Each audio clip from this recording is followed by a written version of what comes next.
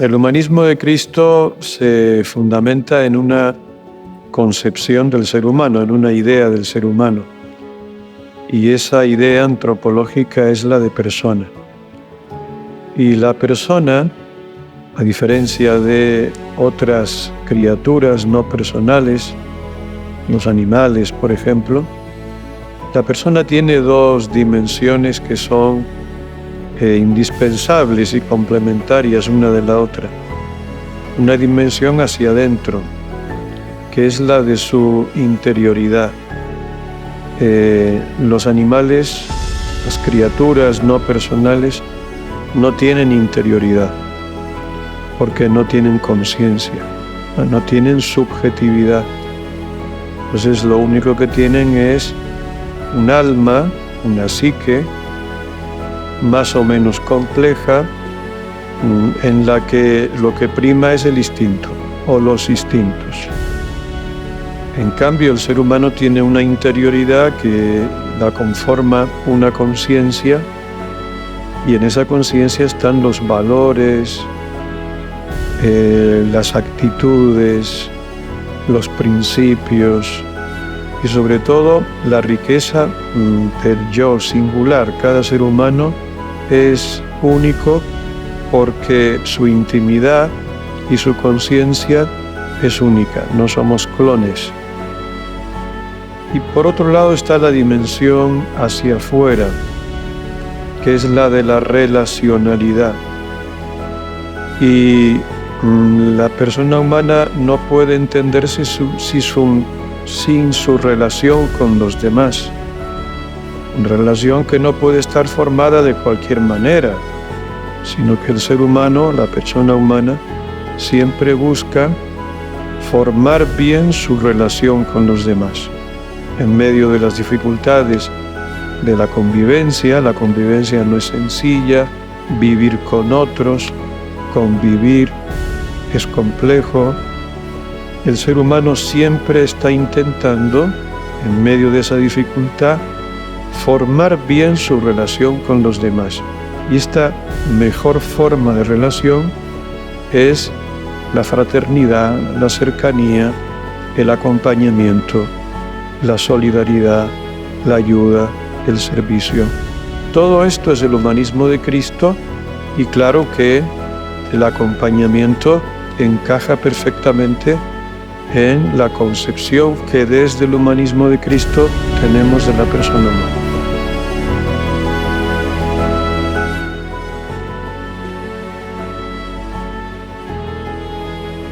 Acompañar a los demás no es simplemente estar cerca de ellos, es solo cercanía. Por supuesto que el acompañamiento empieza por la cercanía.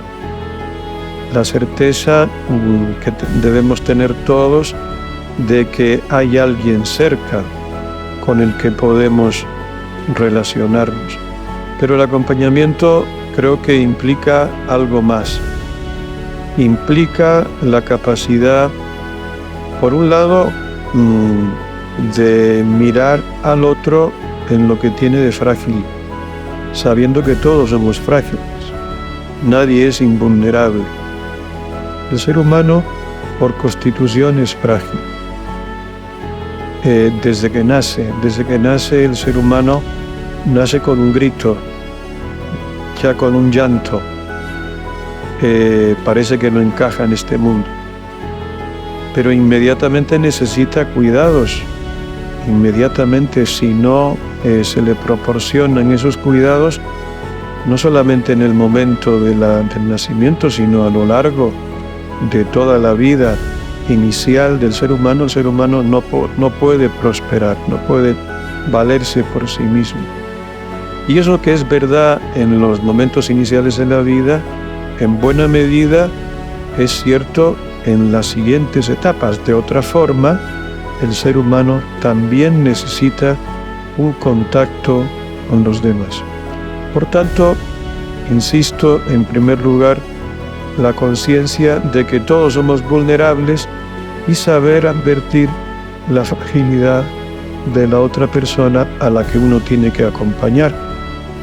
Y por otro lado, comporta también saber tocar a los demás, Entiéndase que tocar no es necesariamente el contacto físico, que también los seres humanos necesitamos un contacto físico, una mano, un abrazo, saludo, transmitir la cercanía, la cordialidad se transmite también mediante el contacto físico, pero es también, yo creo, un contacto más espiritual, ¿no? Saber tocar al otro.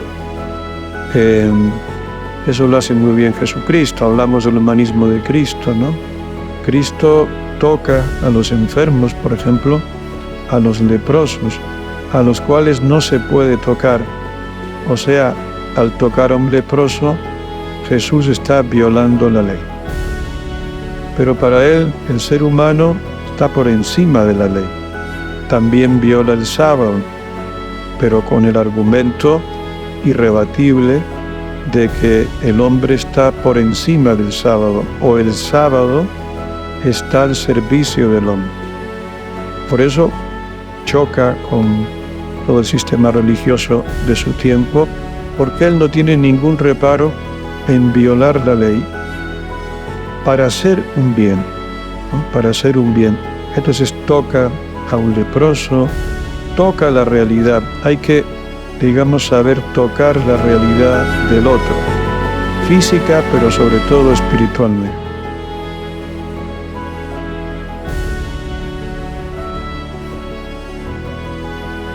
Yo creo que el acompañamiento, hay un acompañamiento ordinario en la vida. Tenemos que acompañarnos constantemente, pues, en el esfuerzo por conseguir los resultados y los objetivos que nos proponemos, desde el trabajo hasta un club de amigos o un equipo deportivo, ¿no?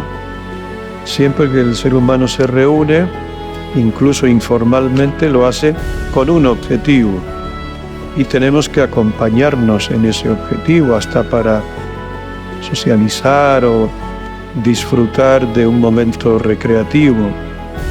Lo hacemos en compañía. Pero luego hay una compañía que ahora se ha vuelto mucho más necesaria, que es la compañía con aquel que la necesita de forma curativa, porque se siente solo. Vivimos en una sociedad donde la soledad abunda mucho. Curiosamente, cuando más conectados estamos, pues más solos nos sentimos. La tecnología, es cierto que nos establece canales de comunicación, pero la tecnología no nos acompaña. La tecnología no nos humaniza. Lo que humaniza es el contacto con el otro. Y hay personas que sufren de soledad, una soledad que muchas veces es desamparo. Pues cada vez más hay noticias de que muchos ancianos viven solos y mueren solos, y únicamente nos damos cuenta de que han muerto días después de su fallecimiento, ¿no? Entonces, este sería el caso extremo, pero hay muchas personas que se sienten solos sin necesidad de vivir solas en una etapa avanzada de la vida. Hay jóvenes que se sienten muy solos, hay adultos que se sienten solos y se sienten vulnerables, enormemente vulnerables. Y cuando el ser humano está en esa situación de extrema vulnerabilidad y de extrema soledad, ya no le encuentra sentido ni siquiera a su propia vida. Entonces ahí es clave el acompañamiento.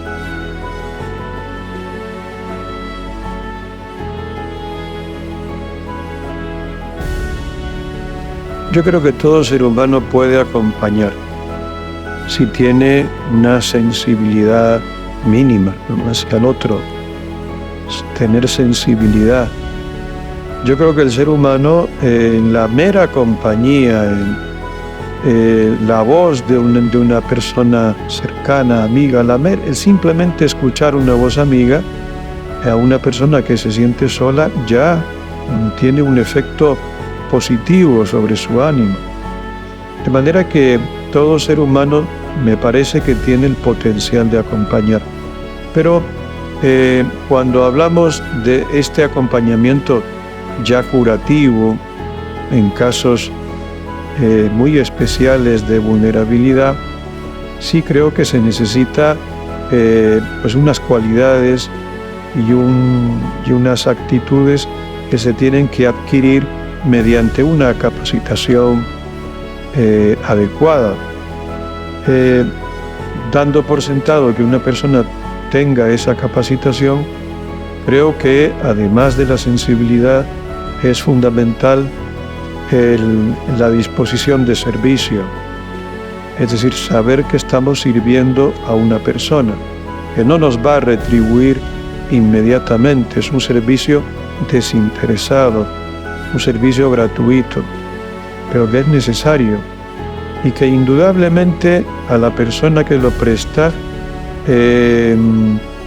se le retribuye de una manera no tangible, no inmediata, no material, porque el servicio y el acompañamiento nos hace más humanos, nos humaniza. En definitiva, el sentido final de la vida humana es crecer en humanidad, en personalización, ser ricos en humanidad, ser ricos en personalización. Este sentimiento de cercanía, de sensibilidad, de servicio, de fraternidad, de saber mirar, de saber escuchar, creo que son todo cualidades que todos tenemos, pero que debemos desarrollar de una forma muy especial a la hora de acompañar.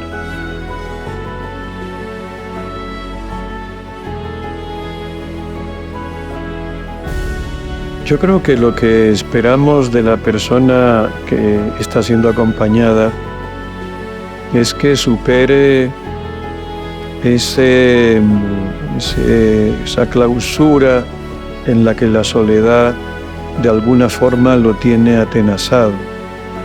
Cuando uno vive, se siente solo, una soledad, vamos a decir, disfuncional, ¿no? Porque hay también una soledad. El ser humano a veces necesita estar solo, ¿no? No me refiero a esa soledad necesaria, a veces momentos de soledad para reencontrarse con uno mismo. Me refiero a la soledad disfuncional, pues la persona pierde de vista el sentido de la realidad y puede llegar a ver las cosas de forma distorsionada, sobre todo su propia realidad, y la realidad se le presenta de una forma hostil.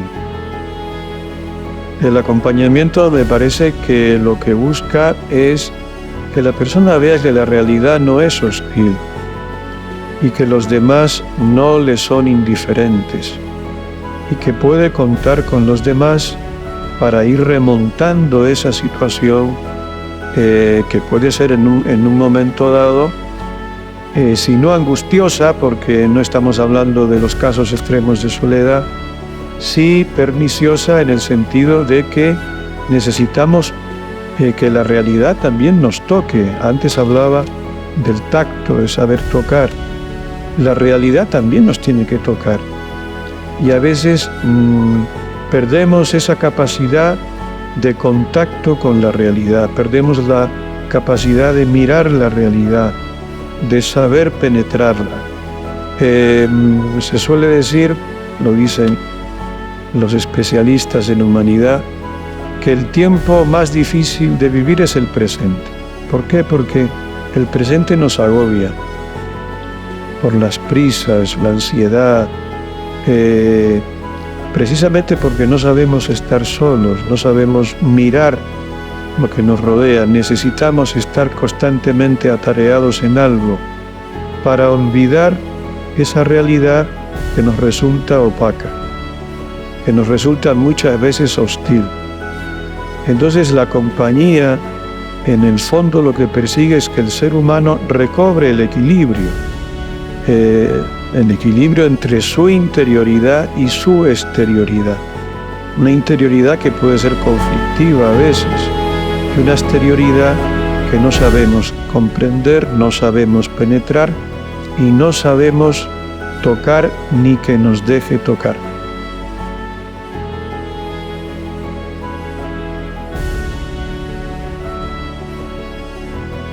Yo creo que la barrera del miedo se vence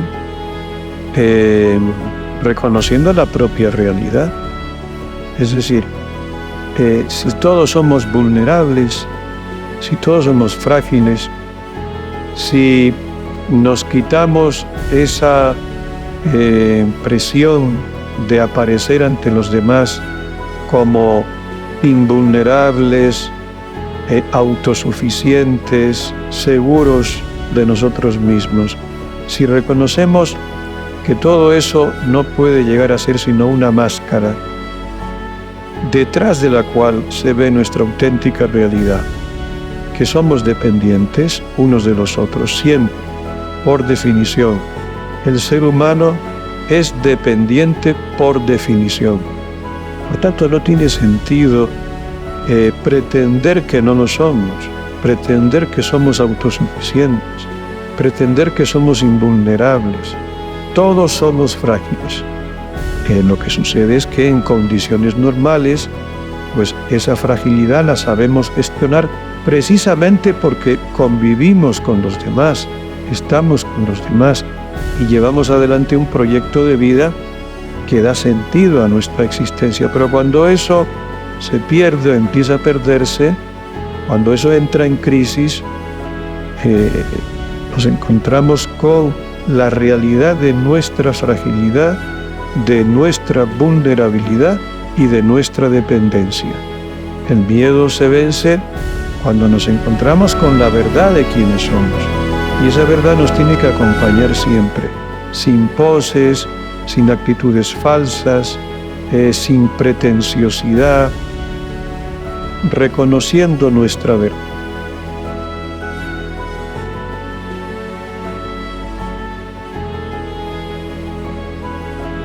Sí, lo que me gustaría recalcar es que somos una comunidad.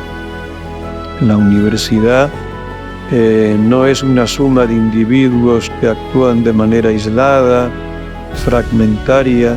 Somos una comunidad. Como se suele decir, estamos en el mismo barco, todos, ¿no? Y vamos juntos hacia un fin que nos proponemos como universidad, pero sobre todo compartimos un proyecto de vida y una visión de la vida humana. Lo dije antes, esa visión es la de crecer en humanidad, crecer en personalización, ayudarnos a vivir un proyecto de vida donde la realidad tenga sentido, donde el sentido último de las cosas no se pierda. Y en ese sentido, estar acompañados, tener certeza de que contamos con los demás están dispuestos a ser acompañados y acompañar, que somos parte de una comunidad, que estamos cerca unos de los otros. Creo que eso es clave y es parte también de nuestro ser como comunidad universitaria, una comunidad de personas que comparten, yo diría, la mayor parte del tiempo diario juntos. Muchas veces estamos más tiempo en la universidad que en nuestro propio hogar, con nuestra propia familia. Por eso es importante que tengamos esta conciencia comunitaria. Recuerda, no estás solo.